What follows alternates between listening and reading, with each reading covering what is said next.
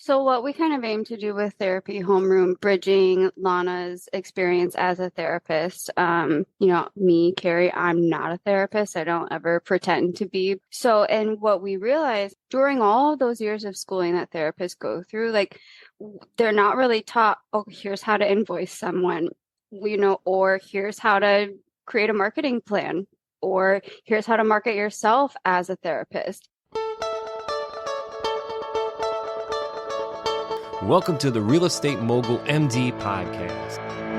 Thanks for tuning in and taking control of your financial future. This is a show where we not only motivate and inspire, we give you actionable real-world experience to help you live life by design. You'll hear journeys and stories from other physicians, investors, coaches, consultants, and entrepreneurs. And now, here's your host, Brett Riggins. Wonderful conversation today. This is really for anybody who's considered starting a private practice, running a private practice. I'm sure you have a lot of questions around, hey, where do we even get started? How do I break this down? Sometimes it seems so overwhelming, but three of the big takeaways from today is really understanding your why, surrounding yourself with the right people, and developing a plan and sticking to that plan. And today's guests really lay it out there. We even talk about how the real estate's involved in that process and dive deep into making this a success for you. Today's guests are the co-founders of Therapy Homeroom. It's an innovative online marketplace that empowers therapists with tools, training, and community support to build thriving practices. Everybody, please welcome Carrie Lipe and Lana Lipe to the show. Carrie and Lana, welcome to the show. How is it going today? Doing fantastic. How are you? Awesome. This is going to be fun. So for the listeners, we've got two people into the room today. And now in the virtual world, it's always, you don't know which one I'm looking at when I'm asking the question, huh? So who's going to talk? We kind of naturally bounce back and forth. So Yeah. Very good. And that's Carrie for the listeners out there today. And Lana, how are you doing today? I'm great. Thanks for having us. We're excited to be here. Awesome. And I love the pre-recording is always so entertaining, and I'm practicing names and then I get them and you correct me, and it's just easier than what I make it out to be, but it's always fun. And then as soon as we start, I mess up the names. Come on, how welcoming is that? Welcome to the show. Welcome to the show. Well, let's get into this. Let's talk a little bit about your background here and tell us where you started. So Therapy Homeroom, tell us a little bit about that first, because this is the Real Estate Mogul MD. A lot of our listeners are physicians. A lot of our guests are physicians, investors, business owners, those kind of things. So tell us a little bit about the Therapy Homeroom. Yeah, I can start. So, I'm a licensed clinical social worker, serial private practice owner, and current doctor of social work student. And in addition to that, I provide mentorship, supervision, clinical consultation to other clinicians, and then workshops and all of that good stuff. So my background is actually in medical social work, and I've spent a ton of time working in level 1 trauma ICUs and other community health agencies. And I really, really loved doing that until the pandemic happened and my kiddos' schools shut down and we had nobody to help, to keep them. So I had to pretty much pivot overnight into private practice and just jump right into it, and had absolutely no idea what I was doing, but really had to make a necessity out of it at that time. And so when I transitioned into private practice, I felt so incredibly isolated, and I struggled to really find resources to help get me started and to feel confident to move forward. And so I really felt, just very, very alone. And it led me to recognize this very common struggle that a lot of mental health and healthcare professionals often face, which gets in the way of us starting private practices, or even like staying in the field, because we don't have the support and we end up burning out. So then I reached out to Carrie, because Carrie, and I can let her speak to her background, because I didn't know how to really run a business with like a very good brand strategy. And so I, started reaching out to her and started consulting with her on this. And we really realized that a lot of our skill sets actually overlapped really, really well, to be able to start Therapy Homeroom. Very cool. And the therapy homeroom, it sounds to me then it's a resource for basically like a private practice startup in the medical world, correct? Right. So what we kind of aim to do with Therapy Homeroom, bridging Lana's experience as a therapist. Me, Carrie, I'm not a therapist. I don't ever pretend to be, but I come in, and which is why Lana reached out to me with like this business slash marketing arm. So, and what we realized, and which what Lana was saying was, during all of those years of schooling that therapists go through, like they're not really taught, oh, here's how to invoice someone, or here's how to create a marketing plan, or here's how to market yourself as a therapist. So we're bridging that gap between years of schooling that therapists and mental health professionals have to go through, but then this little corner of the market where they're not being taught the business side of things. So that's where Therapy Homeroom comes into play. So yeah, it's a little resource or support system for private practice owners. Either they're just starting out, maybe they've been running a private practice, maybe they're like still in school thinking about what their next steps are. And we're here to kind of help them get going. That sounds like fun. So much into this. And how do you two know each other? Like, how did that, you said you reached out, Lana, you reached out to Carrie. So how did that combination start? So Lana is my sister-in-law. Lana has been in what my realm of family for since I was like a teenager. We I went to school for business and I got a minor in psychology. Lana's been with my brother for how many years now? 18 years this Oh, December. wow. Yeah. Yeah, so Congratulations. and we would go like on road trip, and I used to be in with a corporate level like bar and restaurant management. So I got to know like that business side of things. And then we would go on road trips, especially after the pandemic when I kind of had to pivot and I was no longer doing bars and restaurants because they simply weren't open. So then I started to do like freelance marketing and like business consulting. And so we would go on road trips and I would like share all these ideas or what I was doing with clients. And then I was like, damn, that's a good idea. Damn, that's a good idea. So then I think as it was just like a natural progression of lots of conversations. So we know each other through my brother. Yes, yes. And Hence the same that last names, huh? yes, And it's yes, Lipe. It's Lipe, Lipe. It's not yes, Lipe. This is the fun part of the conversation before we start recording. So yes, Carrie Lipe and Lana Lipe. And yep. now we have the business here. Therapy Homeroom. So Lana, are you in private practice still then now? Yes. So I just actually closed my private practice from Hawaii and opened up a new private practice in Indianapolis. My husband was in the military for 13 years. And so we moved around a whole bunch and, all of that having to pivot and shift. So yes, currently still doing private practice as well. So just a little bit difference in the weather from Hawaii A to little, Indianapolis, but it's a little more affordable there, huh? very How much. crazy is that? That's a drastic difference. Indianapolis, love that market, and on the top side of Indianapolis sits this lovely little place called Carmel, right? And that market in and of itself is fascinating. The growth, the value, Yeah. everything. So that's a really cool place. So this is interesting pivot here in our conversation. A lot of times when we talk about investing and when we have our own business, in which you actually have two businesses, you've got your private practice and then therapy homeroom, right?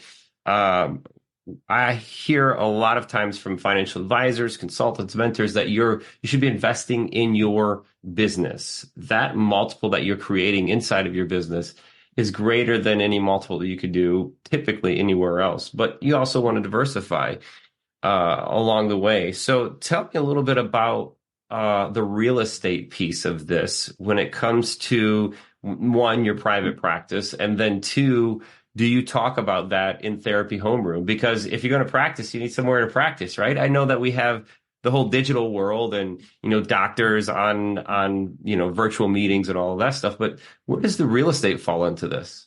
Most definitely. So Carrie and I actually wrote an ebook that really starts, the healthcare professional from the very beginning of, okay, I want to start a practice, to walking them through everything that they need to the end, being able to launch. And so one of the big things that we talk about in that is, if you're going to be renting an office space, like, how do you do that? What are the benefits of that? What are the drawbacks of that? How are you going to, lease a space versus buy a space? Are you going to, move a section of your home to being a tax write-off, essentially, and having that be a home office, like that kind of thing. So we really do try to help folks not just make decisions because it feels good, but make decisions like real estate and like their office spaces that they're going to have based on data and based on metrics. Mm-hmm. Data metrics. I always love that piece, because when you decide, even in your business plan, I mean, what is your revenue going to be? What's your what are your operating expenses? And that's really going to drive the force for, hey, what can I afford? Where do I even start with this? So is that something that you align as well too for clients, for community members inside of Therapy Homeroom? Most definitely. And you were talking about Carmel, Indiana, for instance. And for folks who maybe don't know a lot about Carmel, Carmel is more expensive than maybe a rural area, which there's benefits to that as well as drawbacks, right? So if you're in a more populated area that maybe has higher like land and property values, that's going to, raise your lease amount up. However, that does give you the ability to have more folks maybe coming to you versus being in like a rural setting. Then you have to pivot that completely, because folks are going to have to travel to you. The cost of the space may be lower, but it really is a trade-off depending on the location. Right. Caramel, not caramel, two different things here, right? No. Careful. Yeah. Careful. Don't. And I was even going to mention with, because we, in Indiana, we grew up in Northwest Indiana, which you've ever heard of, like Gary, Indiana, home of Michael Jackson, the Jackson Five, but it has a lower socioeconomic status. So I went to school at Ball State, but like I learned about like Carmel, places like Carmel and Zionsville, and I was like, this is a different, like literally different Indiana. And so you also, when you mention the revenue side of things, when you're thinking of, yes, real estate, but then therapists setting your session prices, maybe they can be cheaper in a place that's more rural or it's a lower cost of living, but if you're thinking about opening up a private practice in a place like Carmel or Zionsville or Fishers, and the cost of the people are getting paid a little bit, like it's a higher socioeconomic world there. So then, yes, you're going to pay more for real estate perhaps, but then perhaps you can charge more per session. So how does like all of that little stuff go into, like you said, operating expenses and then revenue? Yeah. Yeah. So something as simple as real estate can tweak everything in your business plan.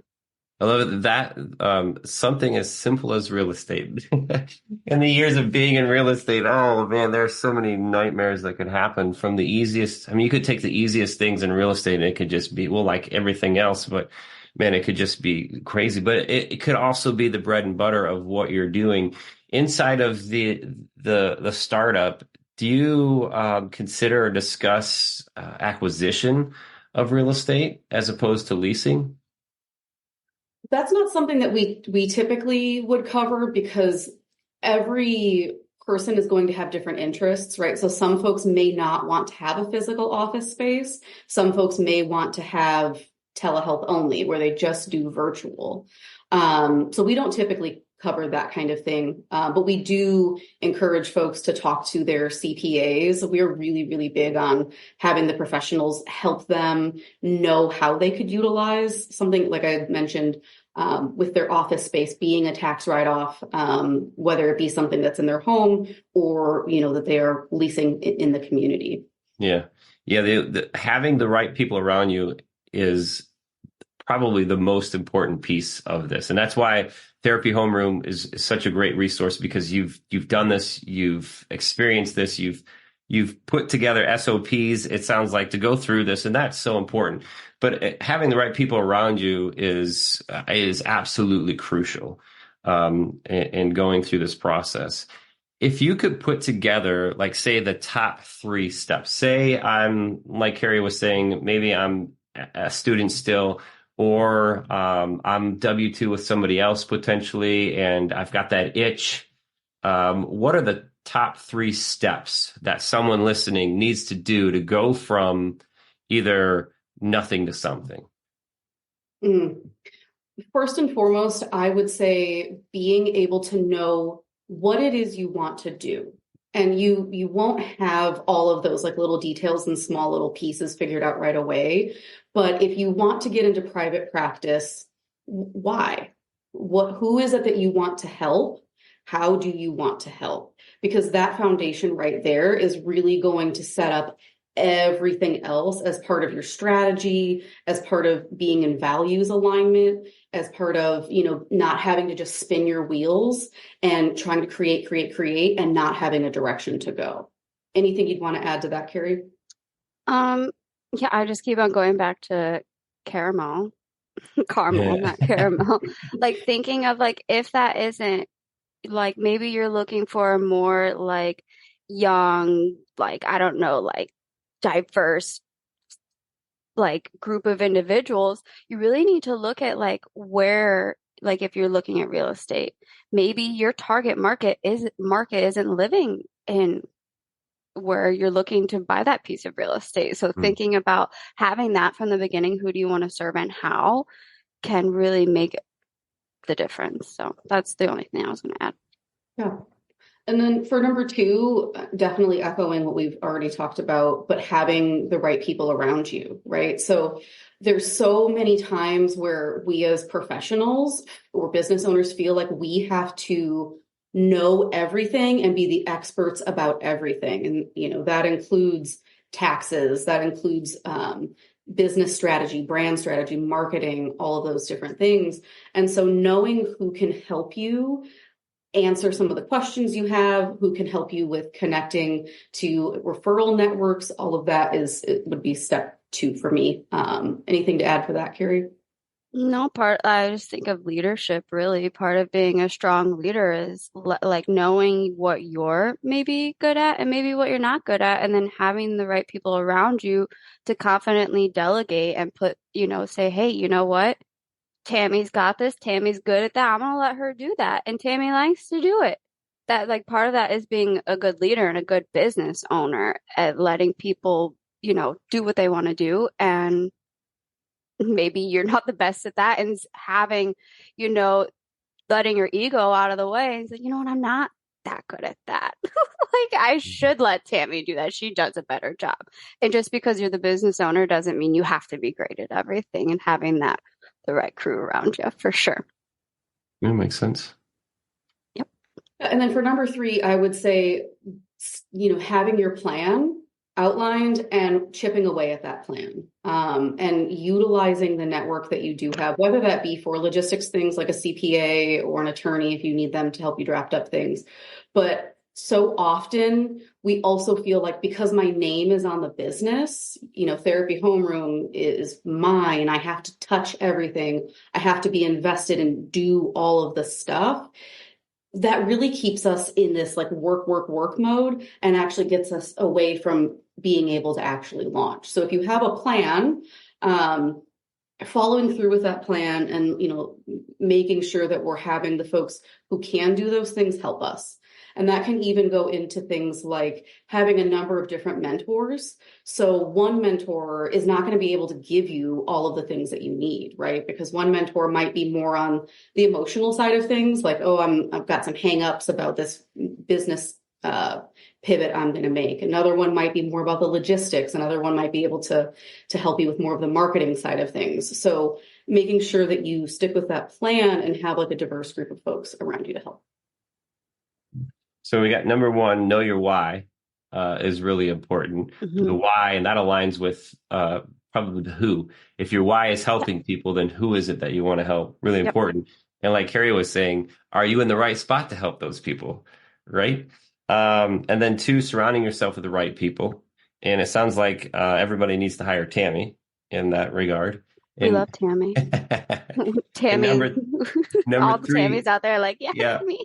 And number three is the plan. The plan. In order to execute something, you got to know what you're doing and test and measure along the way. So I think those are three great key takeaways for the startup. And either whether you're just thinking you're going, or if you're already rolling, if you don't have those three, Right. maybe it's a great point of self-realization to step back and see where you're at. Exactly.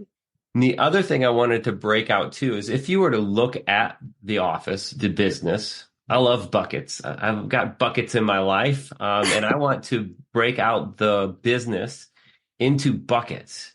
What are some I guess areas where you could segregate certain things in the business to say, hey, I need to focus on these things. So if the business had, say, 3 buckets or 4 buckets or whatever, how would you break up the private practice business into buckets?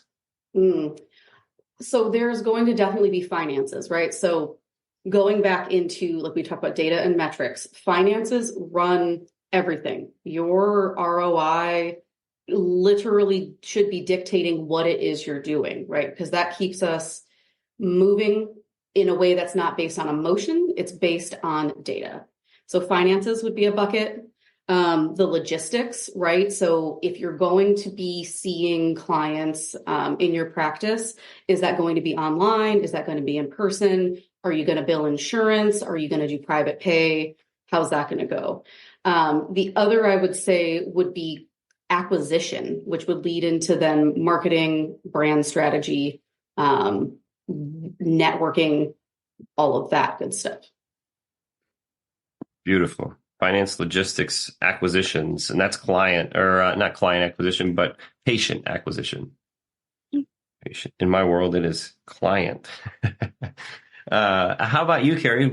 How do you feel about those 3 buckets: finance, logistics, and acquisitions? I think, maybe another bucket or one bigger bucket where all of these buckets are in. Maybe ethics.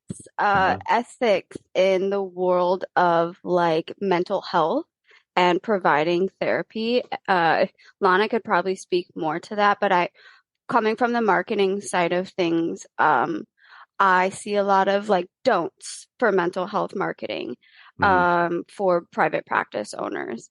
But so like thinking of how, you could reduce the amount of harm done, right? And market and also have acquisition, maybe testimonials. And again, Lana can kind of speak more to this, but the lay of the land of testimonials for clinicians is a little bit tougher than, let's say, real estate. Right?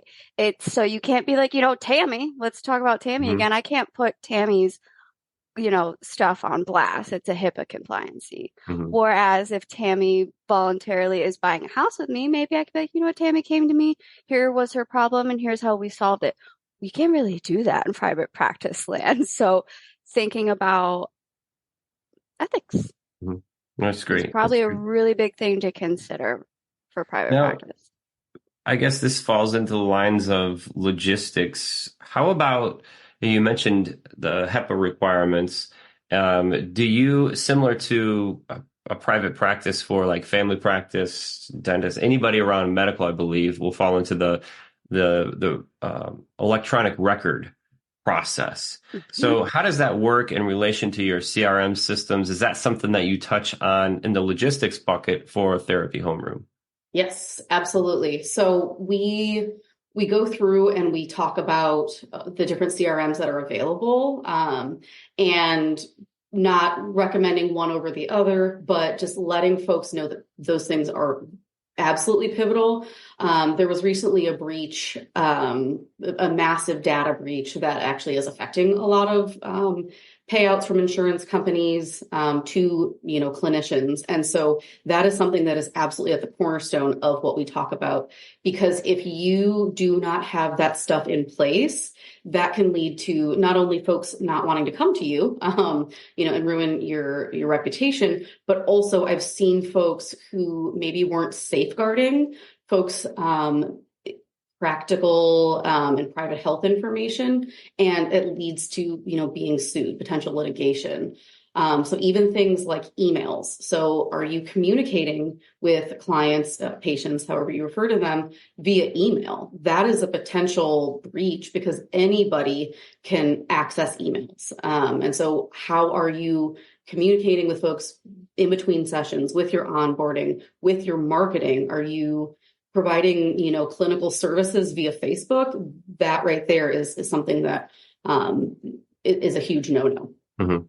Interesting. And I guess alongside of this logistics bucket with the CRM, how about scheduling? Like there's a whole, and it ties into patient acquisition because all of this should be integrated when I'm touching, how many times am I touching, when that touch becomes a conversion and then into the CRM system, how all of that stuff is tracking. Is that, I mean, there's, I don't want to overwhelm people. There's so much to this whole thing. And this is the therapy homeroom somewhere where it like connects all the dots for all of this stuff. Exactly. Yep. That's exactly, you took it right out of my, I was like, well, that's kind of what we strive to be here for, because there really is a lot of things to consider. Like you said, even if you're starting out or you've been doing it and you're like, oh, whoa, I've been doing none of this. I need to really rethink where I'm at because I don't want to get sued and I don't want to lose my license. I like this. Let's keep going. So yeah, that's where Therapy Homeroom comes into play because we have Lana's like clinical and experience. And then we also have these like other sides of the business mindset that maybe someone just out of no fault of their own just aren't aware of, right? Yeah. But it's just business that needs to be handled. And I'll even add too, right? When we went to grad school to learn how to be clinicians, right? We didn't go to grad school and learn, about paperwork and the documentation and all of those things like the CYA stuff that keeps us out of hot water. But also, I don't know of any clinicians that get into this field that want to do harm. And there's so much that we are not taught that we unintentionally can do harm. And that leads a lot of us to feel scared. It leads a lot of us to like maybe leave the field altogether because we're just so burnt out. And then a lot of folks, unintentionally get in trouble. And so again, it really is, like Carrie had said, even if you've been in the field for a while, there's so many things that are always changing and so many things that we just don't know that we really want to help bridge that gap between grad school and practice ownership. And how about, I mean, for me, the biggest inflection point in my life is always based around mindset. Is mindset something you've talked about? Because when we talk about creating a business, the why has to align. We also have to keep in mind that this is a business. And in order to be a business owner, I'm on this path, just like in real estate. I want to separate my time from my money. So I want to create these systems that allow me to separate my time from my money, and looking at this mindset wise of understanding that each one of these steps, probably the therapy homeroom similar, each one of these steps, I'm creating a business where I can be a business owner. And now we're talking about the multiplier in this business, because the more I remove myself from the process, the more as dependable revenue is coming in, the more of these metrics are hit, the more value that my business has. And if I have the intention of selling, then that multiple is much larger when I do these things, correct? Yep. Very good. And last, actually, I have a couple more questions for you. One is, come on, let's talk a little bit about real estate too. Do you guys have any rentals, or what are you holding on to there?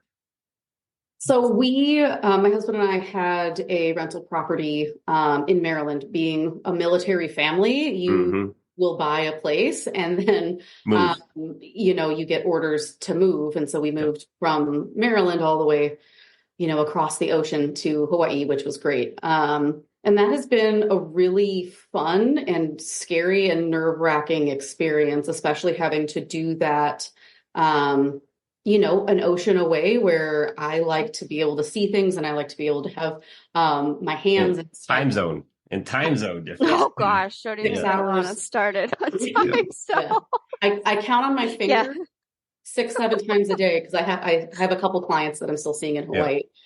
So I have to count 6 hours away from Hawaii time to East Coast time. But You need those ones like you go into the big global offices where they have multiple clocks on the wall. You just need your Hawaii clock on the wall. yes. I've said that so many times.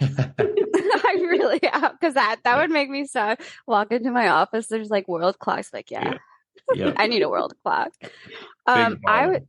thought of I was with an individual who I studied residential property management, which is I've learned a lot about leasing, all Mhm. that good stuff, property management, obviously.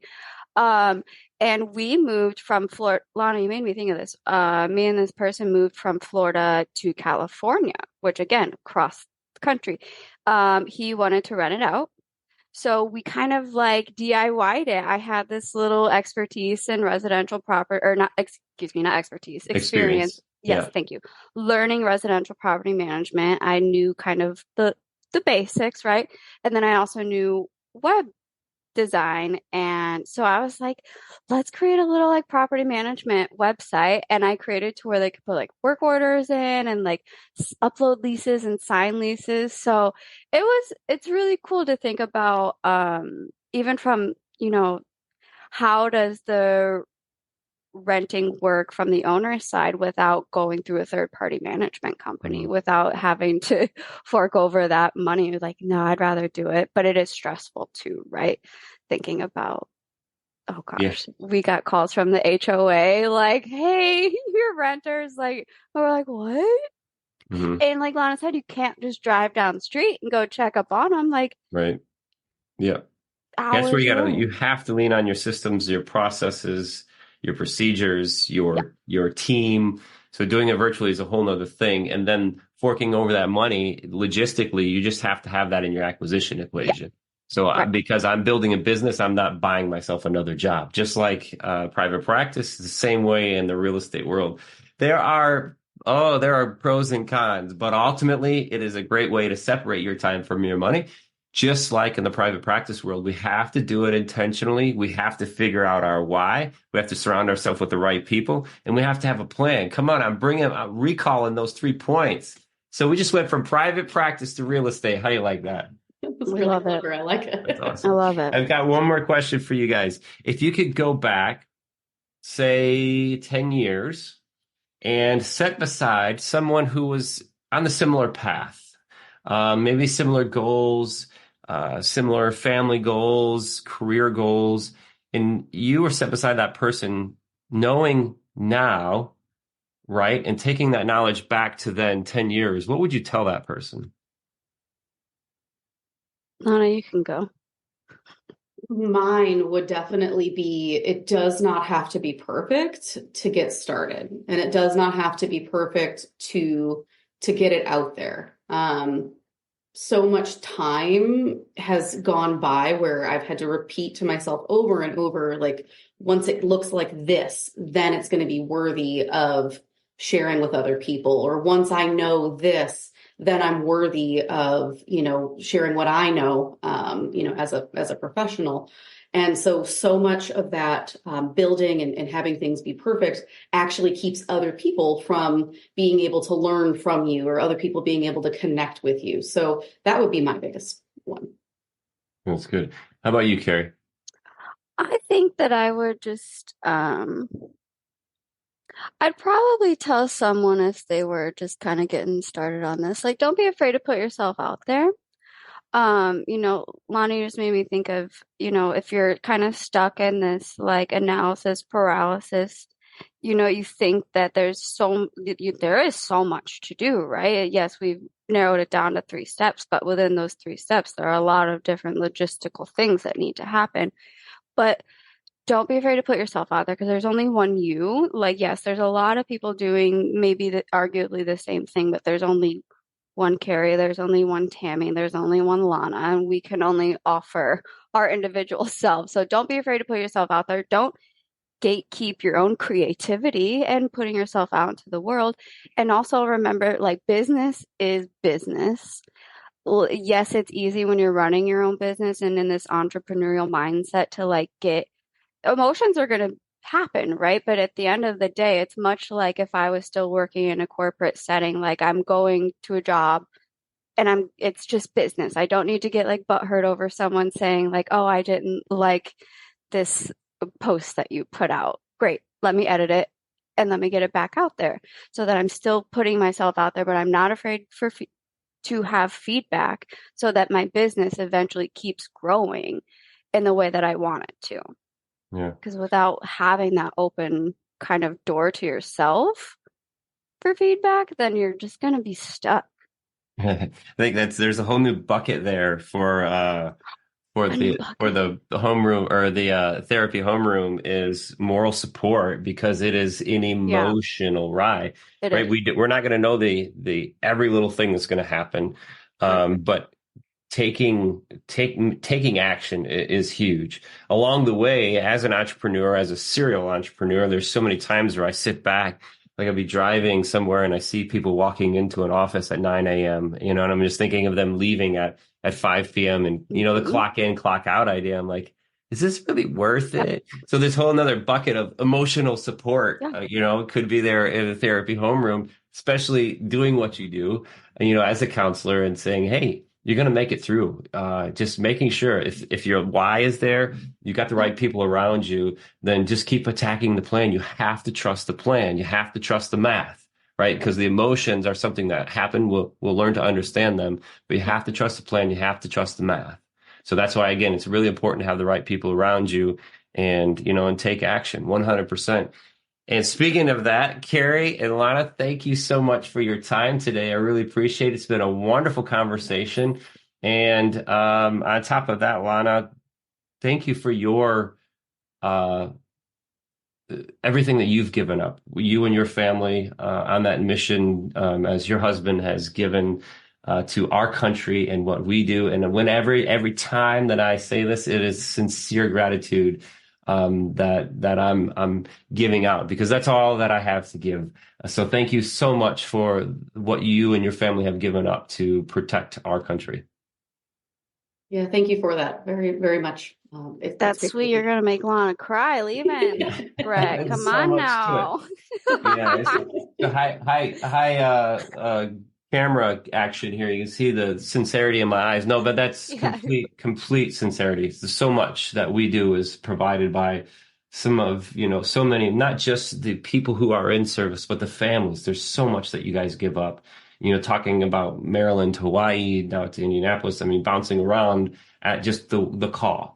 So, and not only of that, but where you guys, there's just so much to it. So thank you so much. Sincerely, thank you for your time today. We really appreciate it. And to the listeners out there today, thank you for your time. More importantly, your attention. This is a great way to get the startup rolling. Take action. I think the biggest three takeaways is the why, surround yourself with the right people and develop that plan. And in order to do this, I want you to reach out to Therapy Homeroom. And you can find that at therapyhomeroom.com. And we'll have in the description, we'll have another little link here to fall directly from the Real Estate Mogul MD into the Therapy Homeroom. But you can also find them on Instagram. That's therapy_homeroom. Follow along with their progress as they're rolling. But hey, take some action. Reach out. If you're even thinking about this, or you're currently working in that process of starting up, or you're on the front side and you haven't checked some of these boxes we've talked about today, reach out to them. There's going to be lots of value in surrounding yourself with the right people. We keep saying it. And thank you for surrounding yourself with the Real Estate Mogul MD today. Until next time, thank you so much for your time. Thanks, everybody.